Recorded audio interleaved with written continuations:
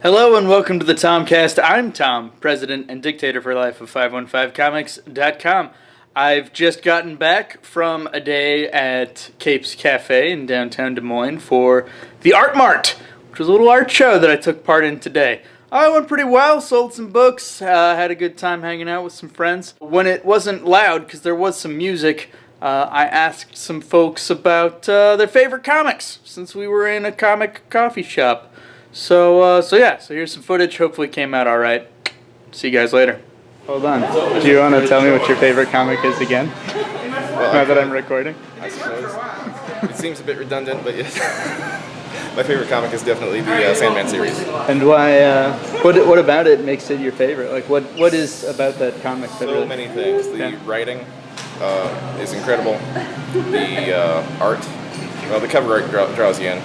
Dave McKean's work is fantastic. It changes, every few issues with the artist for the inside pages. Yeah. So that keeps things interesting. The story is always changing up, different timelines and whatnot. That's really hard. I mean, just pick one. Like, it's just for the internet. That's It's just going to be tied to you forever. I can't just pick one. How about I give like 3 or 4 of my top? No. Just pick one of those 3 or 4 of your top. No. Look, it's not like a lotght of people are going to see this. That's not It's just fair. going to be on the internet forever. It's like asking me to pick my favorite child. I only have one. Everybody knows that parents have favorite children, so I know you have a favorite comic. Really like Akira Toriyama. Yeah. So like Dragon Ball is definitely way up there.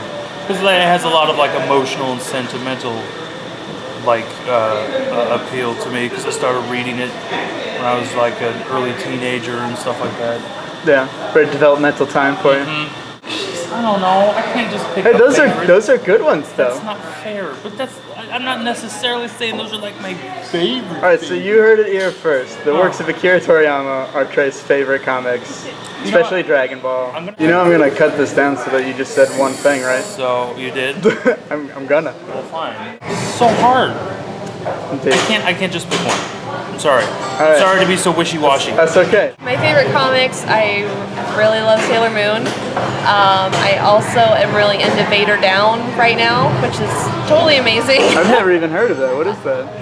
It basically like takes place during like the first the original films, like kind of in between when they're doing like the fights. Oh, like Star Wars. Yeah. Okay. Oh, Okay. yeah. Right on. And that makes sense. so Vader gets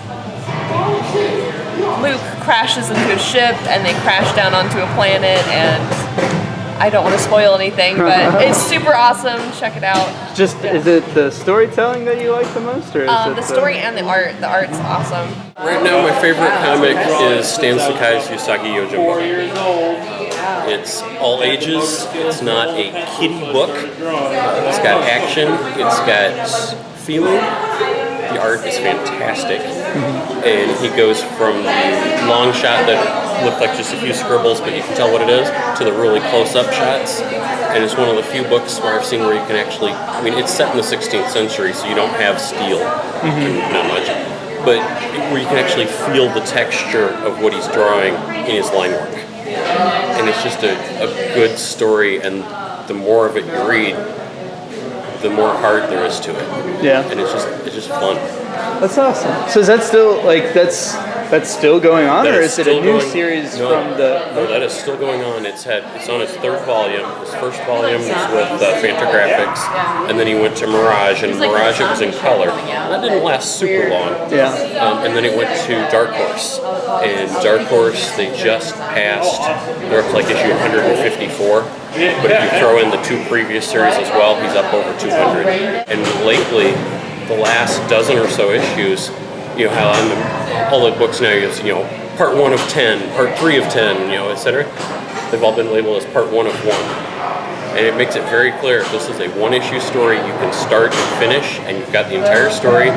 If you've been reading the 100 and some before that, you've got more background on the characters. Sure, but you can could come jump in blind. anywhere. Yeah, you can come in blind knowing nothing, read it, you've got your entire story, beginning, middle, end.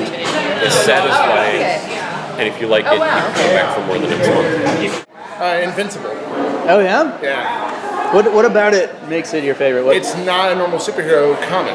It's gritty, it's raw, it's like Superman on... it's like, what if Superman went bad and had a kid, and a kid tried to kill him? And if Superman like murdered the JLA, and then Superman had to stop him, and then Superboy had a kid. So, it's this whole thing about, you know, you have...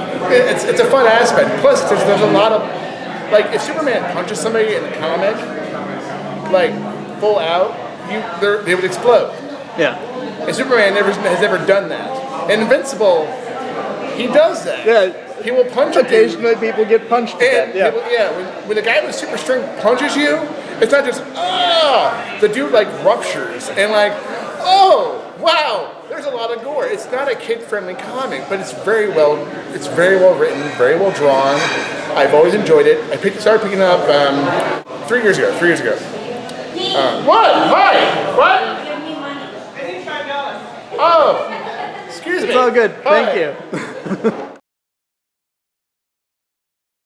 Okay, is it on now, Tom? Yeah. Be cool. Hello, Glory. Behold me.